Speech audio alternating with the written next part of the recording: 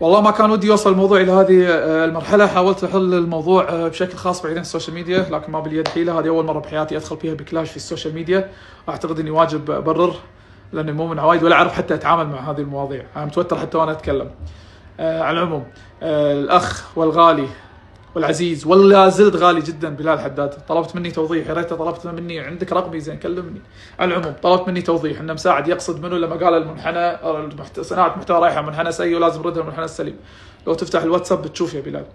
العموم، اقصد شخص مجهول غير معروف، مو مشهور اصلا، مو مشهور ولا حتى هو صانع محتوى.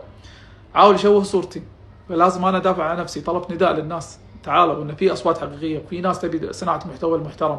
لا تخلون هذا الشخص يقعد يسوي الفتنه، يزرعها بين الناس وبين صناع المحتوى. وسبحان الله وصل الى هدفه. وصل الى هدفه يا بلال. لو انك مكلمني، شوف لو تفتح تلفونك، مو تو كاتب لك من ساعات كاتب لك. واول ما نزلت الفيديو اول واحد كتب تقصد بلال، شوف شنو رديت عليه. لا حبيبي، بلال اخ صديق وعزيز وفوز، واذا هو فاز كاني انا فايز، فوزه هو فوزي. انه لا يزرع الفتنه. هذا قبل لا انت تنزل فيديوك اللي رديت علي فيه وطلبت مني اني اعتذر بساعات. والان على طاري الاعتذار، انت بلال طلبت مني اعتذر، انا ما اعتذر بس منك انت، اعتذر منك انت ومن كل الناس، من صناع محتوى وجماهير وكل الناس. انه مو هدفي اني انا نزرع الفتن ونخلي الناس يسبون، وللاسف الشديد دشوا علي كثير، سبوني وتلفظوا علي، لكن مسموحين وزي العسل على قلبي. ما بيكون عندي احد خصيم يوم القيامه.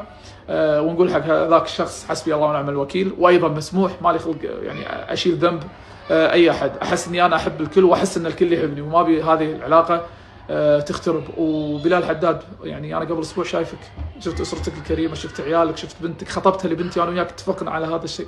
فاكيد مو معقوله يطلع مني شيء عنك، بس لو طالب ارفع سماعه علي وبرد عليك على طول. العموم، فالمسامح كريم والامور طيبه. ارجوكم استمتعوا في عطله ويكند، يوم جمعه مبارك، ما نبي فيها مشاكل.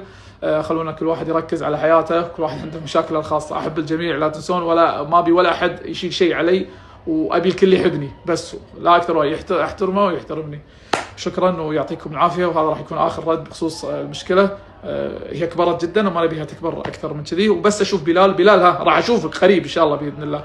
راح المك واحضنك وغصبا عنك وبصور معك وانزلها حق الناس. تمام، وانت بعد راح تلمني. مساء الخير.